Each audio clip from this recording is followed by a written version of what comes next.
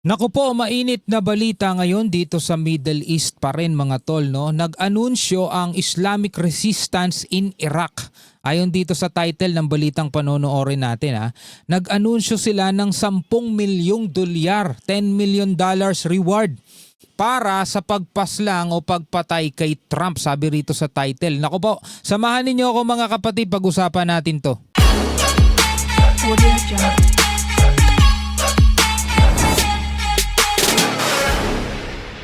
Alright, magandang araw sa inyong lahat. Welcome ulit sa ating bagong video reaction, review, commentary, opinion, criticism at kung ano-ano pa.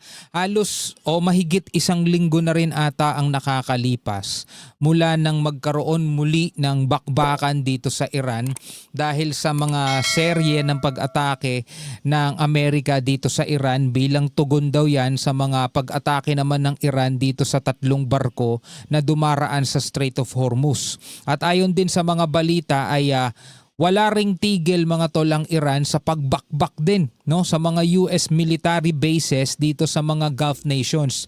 Ngayon, etong pag-uusapan nating balita ayon dito sa UNTV News and Rescue. Nag-anunsyo ang grupong Islamic Resistance in Iraq, isang militanteng grupo na kaalyado ng Iran, ng $10 million na pabuya para sa sinumang makapagliligpit o makapagbibigay ng impormasyon sa kinaroroonan ni United States President Donald Trump. No? Sabi rito sa description na binabasa natin, ito mga tolo, tahasan ding hinikayat ng grupo ang pagpaslang sa US leader kasunod ng tumitinding tensyon sa pagitan ng Estados Unidos at Iran. Well, malalaman naman talaga nila kung nasan si Trump, pero hindi naman kasi yan nag-iisa. Laging isang batalyon mga tol ang bantay niyan. US President yan di ba? So ngayon mga tol, panoorin natin itong balita. Again, magbibigay lamang po tayo ng komentaryo at reaksyon, hindi para pumanig sa kung sino mang panig dyan mga tol. No, tayo'y malayo naman sa kanilang bansa. Hindi naman tayo apektado ng kanilang mga bombahan dyan. Bagamat apektado tayo ng mga nagiging dulot tulad ng pagtaas ng presyo ng langis, pagmahal ng mga bilihin. Pero mga kapatid, ang hangarin pa rin natin, no? Sana ay pumayapa na ang kalooban nitong mga to at magkaroon na talaga ng ganap na kapayapaan dyan sa gitnang silangan. Samahan ninyo ako mga tol, panoorin natin to. Naglabas ng kalatas ang Islamic Resistance in Iraq o IRI na nag-aalok ng $10 million na pabuya sa ulo ni United States President Donald Trump. Ang IRI ay isang umbrella organization ng mga paksyong suportado ng Iran.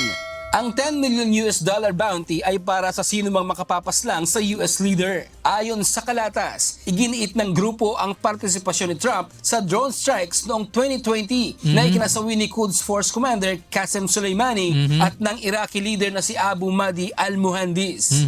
Ang pabuya ay mula umano sa mga donasyon ng mga kaalyadong armed groups.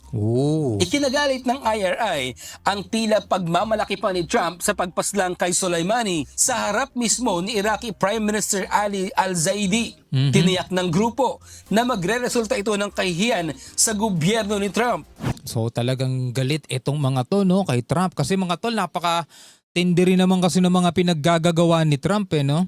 Well, hindi rin naman natin sila mga tol mapipigilan dahil nga meron silang kanya-kanya kasing pinaniniwalaan at kanya-kanyang ipinaglalaban, 'di ba? Kahit na yung mga inosente, mga ordinaryong tao, hindi naman lahat nakapanig din sa kanila. Halimbawa, yung may mga Americans na hindi gusto yung ginagawa ni Trump. Meron din naman mga Iranian na hindi gusto yung ginagawa ng kanilang Iranian government. Meron din namang Israeli citizen na hindi rin gusto ang ginagawa ng kanilang gobyerno. So alam niyo yon, hindi natin talaga mapipigil etong mga leader na to. Bagamat sila yung nagiging cause, no? Wala tayong wala tayong tinuturo kasi pare-pareho lang sila, pare-pareho silang may mga nasasakupan Sila yung nagiging dahilan kung bakit yung mga simpleng mamamayan, kung bakit etong mga sibilyan is nahihirapan dahil dun sa ginagawa nilang paglalaban-laban. Ngayon, eto, Bad trip etong mga IRI ang pangalan ng grupo nila dito sa mga ginagawa ni Trump, kaya nag-anunsyo sila ng 10 milyong pabuya. Ang sabi nga rito sa description mga tol, kung sino ang makapagbibigay ng impormasyon, kung sinong makakapagligpit o makakapagbigay ng impormasyon. Paano kaya yun? Si Trump nandoon sa White House. Pasok kaya yun, no? Yung mga ganong impormasyon. Siyempre nasa White House naman lagi si Trump eh. Ang anunsyo ay kasunod ng serye ng agresyon ng US sa Iran. Kabilang sa pinakabagong inatake ng US ang mga tulay ng Bandar Kamir, Garivi Bridge at ang release ng tren sa Bandar Abbas, maging mga bahay at commercial establishments, gayon din sa Chabahar. Yung isang araw nga parang ang nabalitaan ata natin, nadama yung isang cancer hospital dito sa Iran. Nakakalungkot isipin mga tol, kasi yung mga doon, yung mga residente, yung mga pasyente na nandoon sa loob ng ospital na yon, di ba? Hindi rin naman siguro nila gusto kung ano yung nangyayari. Bagamat hindi sila yung direktang tinarget, pero napakalapit lang kasi nung naging target, at doon sa lakas ng impact, yung shockwave, nabasag yung mga bintana ng ospital, kaya napilitang ilikas yung mga pasyente. Kaso yung iba doon talagang hindi nila maalis kasi nangangailangan talaga ng life support.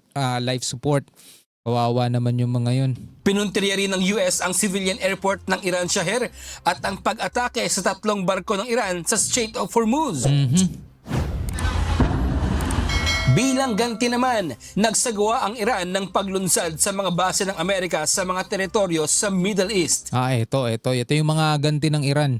Kinumpirma ng Iran na inatake nila ang US Command Center sa Al-Tanf region sa Syria. Nauna nang nanawagan ang maraming Iranian at taga-suporta nito ng pabuyang aabot sa $100 million para sa assassination ni Trump. $100 billion mga tol. Ng pabuyang aabot sa $100 million. 100B. 100B bounty plus security, sabing ganon. Terramp ang tawag nila, Terramp. Para sa assassination ni Trump. Ayon naman kay Trump, hindi siya natatakot sa mga pagbabanta at alam din naman niya ang tungkol sa banta. It's a very dangerous profession. No, I'm number 1 on the kill list. I don't really care because I'm doing my job. I like being number 1 on TikTok better, but I'm number 1 on the list for killing. Ito ang dahilan kung bakit hindi niya ginamit ang bagong Air Force One sa pagpunta sa Turkey para sa NATO summit kamakailan. Maingat din si Trump.